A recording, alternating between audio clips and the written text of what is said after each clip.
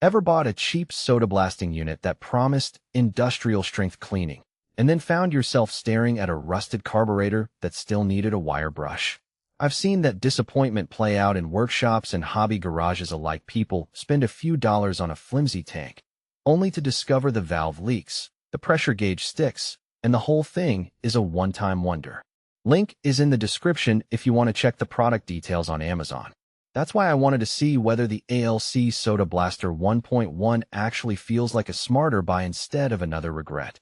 First off, the biggest hesitation anyone has with a soda blaster is the fear of a blowout, or a tank that can't hold pressure long enough to get the job done.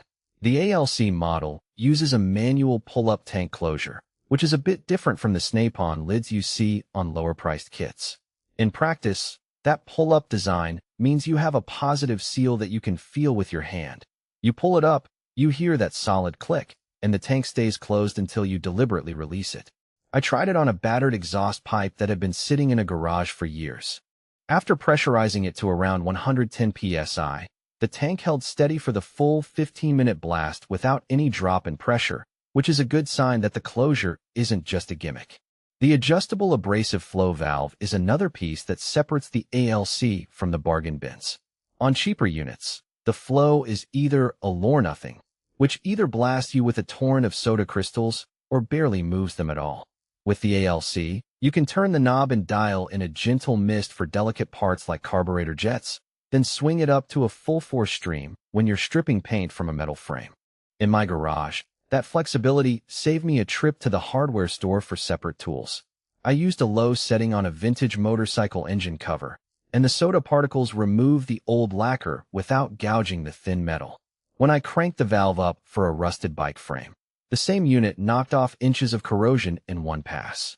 Now, let's talk about safety and reliability, two concerns that often keep people from taking the plunge. The pressure relief valve set at 125 psi and the pressure-relieving ball valve work together to prevent overpressurization. In the past, I've seen cheap blasters pop a valve and spray soda everywhere when the pressure spikes, creating a mess and a safety hazard. With the ALC, the ball valve pops open at the set limit and vents the excess quietly.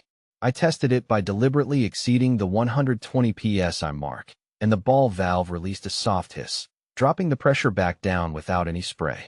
That kind of built-in safety gives you confidence to push the unit a bit harder when you need to, without fearing an explosion in your face. The pressure gauge on this model is not a digital readout, but a straightforward analog dial.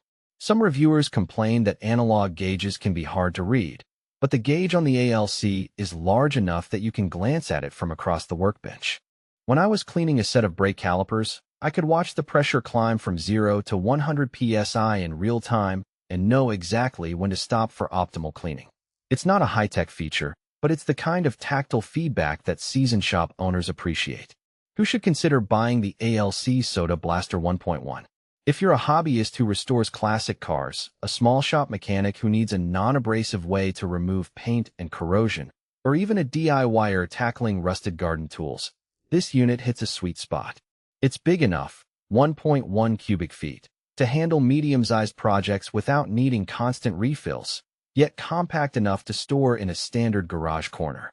The adjustable flow valve makes it adaptable for both delicate and heavy-duty tasks, which means you won't have to buy a separate blaster for each job.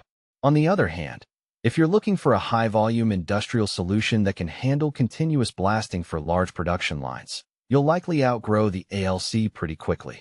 Its manual pull-up closure, while reliable, does require a bit of effort each time you open or close the tank, which isn't ideal for a workflow that demands rapid cycle times.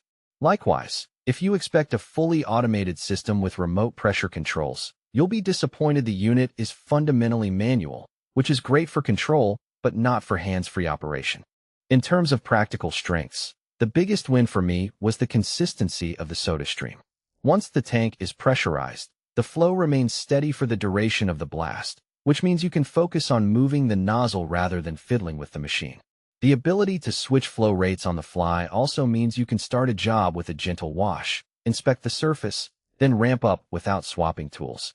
The safety valves give peace of mind during extended sessions, and the analog gauge, while simple, provides reliable feedback without needing batteries.